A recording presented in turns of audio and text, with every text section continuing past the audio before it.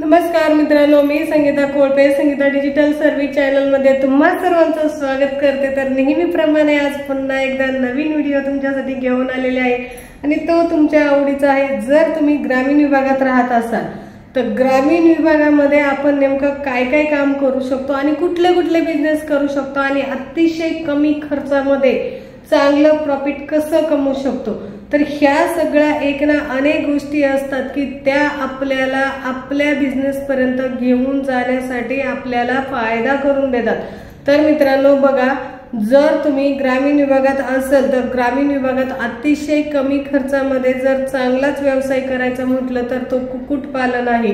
कुक्कुटपालनामध्ये आपल्याला जास्त खर्च नाही करायचा। मी असं नाही म्हणते की ते जर सपोज तुम्ही जर पोल्ट्री टाकली तर पोल्ट्रीसाठी तुम्हाला लगेच एवढी मोठी पोल्ट्री बांधायची गरज नाहीये। अतिशय म्हणजे कमी जागेमध्ये कमी भांडवलामध्ये आपण चांगल्या प्रकारे कुक्कुटपालनाचा व्यवसाय करू शकतो। ते कसं, पहिल्यांदा आपण थोडक्यातच करूया, आपण घरातूनच सुरुवात करूया। थोडीफार तरी आपल्याकडे जागा अशी पडलेली असते ना, त्या जागेमध्ये आपण एखादी छोटी जाळी आणून त्या जाळीमध्ये जर आपण कोंबड्या पाळल्या आणि त्याच थोड्या मोठ्या झाल्याच्या नंतर त्या जर विकल्या तर तोही आपल्याला एक चांगला बेनिफिट देणारा बिझनेस आहे। त्याच्यानंतर जर तुम्ही बकरी पाळली आहे तर बकरीला असं काही मोठी जाळी किंवा मोठं घर किंवा मोठा असं काही गोठा असं नाही लागत आहे।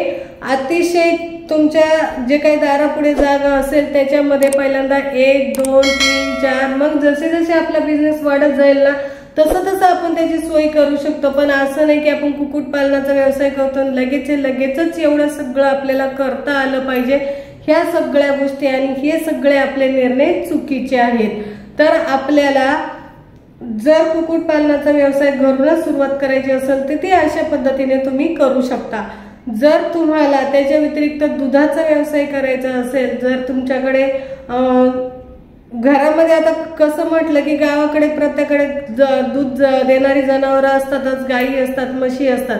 मग सपोज पहिल्यांदा आपण एक म्हैस घेतली, त्याच्या दुधापासून जेवढे उत्पन्न होईल त्याच्यामधून आपण दुसरी घेतली, तिसरी घेतली, तर अशा प्रकारे तिथेही आपला जो काही पशुपालन कुक्कुटपालन हा व्यवसाय आपला वाढत जातो। मग त्याच्यामध्ये आपल्याला एवढं भांडवल इन्व्हेस्ट करावं नाही लागत की जेणेकरून त्याला जागा आणि एवढं सगळं आपल्याला अवेलेबल करावं लागेल। अतिशय कमी भांडवलामध्ये आता जर सपोज तुम्हाला म्हैस किंवा गाई याचं उदाहरण जर दिलं तर आता सपोज एखादी आपण कुठेही जे काही म्हैस असते तिला जर एखादं पिल्लू झाल्याच्या नंतर तेच पिल्लू आपण पाळलं किंवा तेच 1000-2000 रुपयात आपण ते खरेदी केलं आणि त्याला जर वर्ष 6 महिन्यांनी मोठं केलं तर ते सुद्धा आपल्याला दूध देणारच होतं ना। 1 वर्ष जरी सांभाळलं, 1.5 वर्ष जरी सांभाळलं तरी पण आपली तिथे इन्कम चालू होते। अगदी ते पिल्ल 2-2, 3-3 हजाराची घेऊन ती मोठी करून ती जरी विकली ना तर वर्ष 1.5 वर्षांनी 50-50, 60-60 हजार रुपयाला एक ती म्हैस जाते। त्याची जी पिल्ल असतात ती मोठी झाल्याच्या नंतर तेवढी गॅरंटीशीर जातात। मग आपल्याला हा व्यवसाय चांगला नाहीये का? अतिशय उत्तम क्वालिटीचा व्यवसाय आहे आणि कमी भांडवलामध्ये। तसंच बकरीचं सुद्धा करू शकता। बाजारातून तुम्ही जे काही नवीन पिल्ल असतात ती पिल्ल जर घेतली बकरीची तर ती जर तुम्ही मोठी केली तर त्याच्यामध्ये सुद्धा तुम्हाला चांगलं बेनिफिट मिळतं आणि त्याच्यामध्ये चांगली इन्कम मिळते। मग असे छोटे मोठे व्यवसाय आपण केलेच पाहिजे। असं नाही विचार करायचा की नाही आम्ही ग्रामीण विभागात आहोत मग आमच्याकडे सोयी नाहीये। आजकाल सगळ्या सोयी सुविधा सगळ्या फॅसिलिटी ह्या ग्रामीण विभागात झालेल्या आहेत। ग्रामीण विभाग हे फक्त नावासाठी, पण अक्षरशः ग्रामीण विभागाचं शहरीकरण झालेलं आहे। मग ते शहरीकरण किंवा ग्रामीण विभाग काही असू दे, जे काही असू दे, ते आपलं गावच आहे। तर त्याच्यामध्ये ह्या छोटे मोठे तुम्ही व्यवसाय करू शकता किंवा तुम्ही आता जर म्हटलं तर ब्युटी पार्लर म्हणा, शिलाई म्हणा, याला एवढं सगळं भांडवल नाही लागत। हे तुम्ही छोटे मोठे व्यवसाय तुम्ही अगदी घरातून करू शकता सुरू आणि त्याच्या माध्यमातून तुम्ही हळूहळू आपलं जे काही भांडवल जमा करून स्वतःचा व्यवसाय एक चांगल्या नंबर 1 क्वालिटीला घेऊन जाऊ शकता।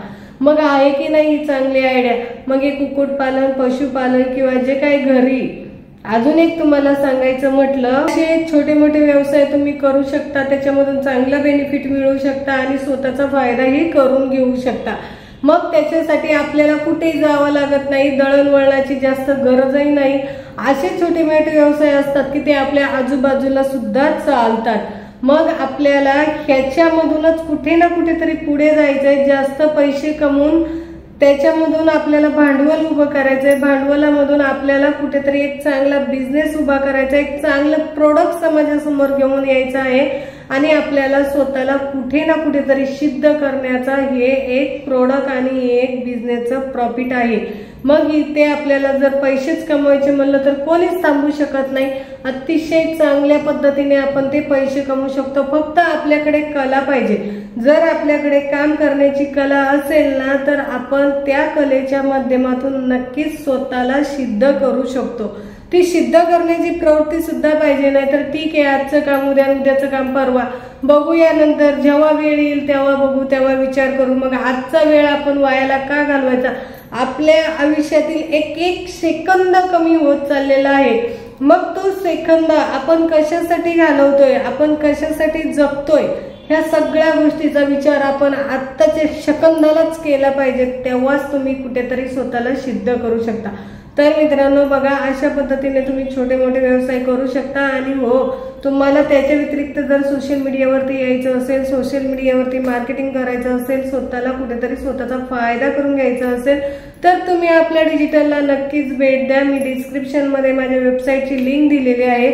त्या वेबसाईटच्या माध्यमातून तुम्ही आपले कोर्स जॉईनिंग करा आणि त्या कोर्समधून स्वतः एक डिजिटलच्या प्लॅटफॉर्मवरती येऊन स्वतः एक डिजिटल क्रिएटर होऊन स्वतःचा फायदा करून घ्या.